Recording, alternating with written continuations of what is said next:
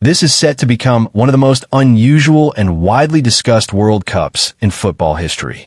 For the first time ever, 3 countries, the United States, Canada, and Mexico, are jointly hosting the FIFA World Cup.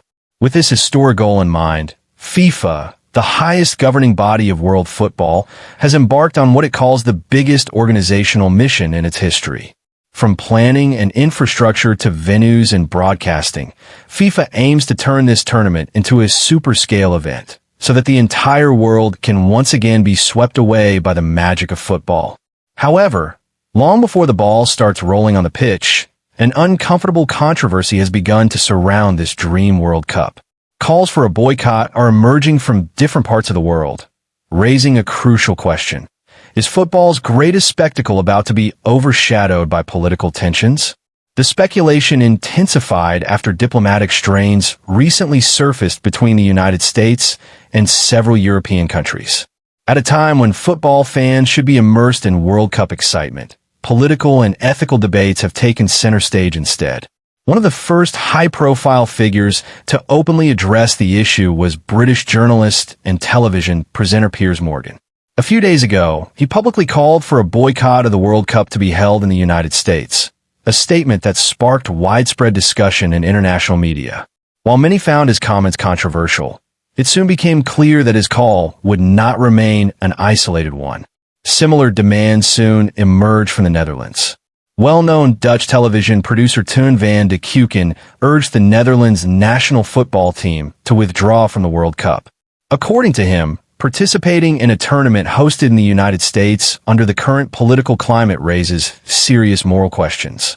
His remarks triggered intense debate within the Netherlands, gradually spreading among the general public. As a result, an online boycott petition was launched.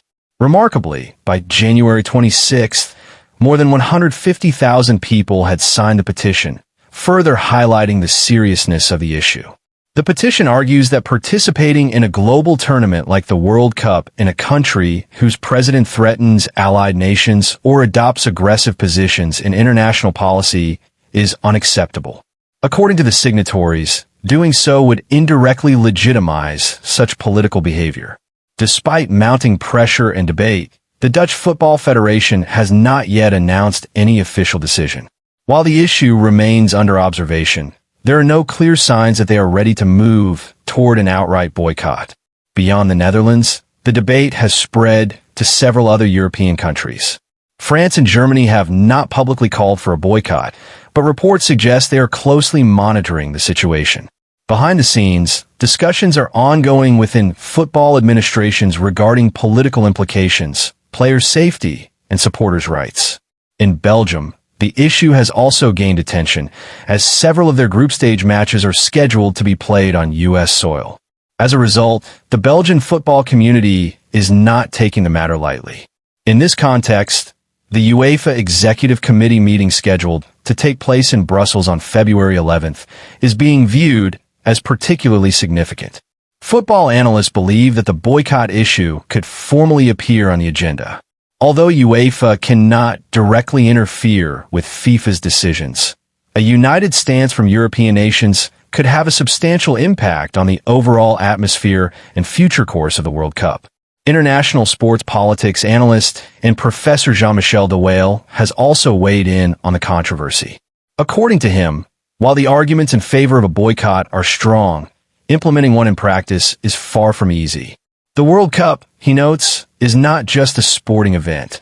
It is deeply tied to massive economic interests, broadcasting deals, and global sports politics. However, he also suggests that teams could choose to participate while staging symbolic protests, which would draw global attention.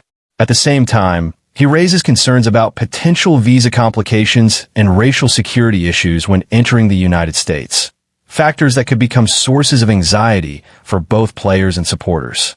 These concerns have been further intensified by another controversial proposal: the plan to request foreign supporters' social media information upon entry into the United States has drawn sharp criticism from the organization Football Supporters Europe. They argue that such a measure goes against personal freedom and is completely unacceptable. In a tournament that is supposed to be open and safe for everyone, they warn, Such rules could create fear and uncertainty among fans. All things considered, a major question mark now hangs over FIFA's dream of organizing the biggest World Cup in history. Will football once again be weighed down by political pressures, or will the game on the pitch ultimately prevail over all controversies? Football fans around the world are watching closely because this World Cup is not just a battle for a trophy, but a major test of principles, positions, and international relations.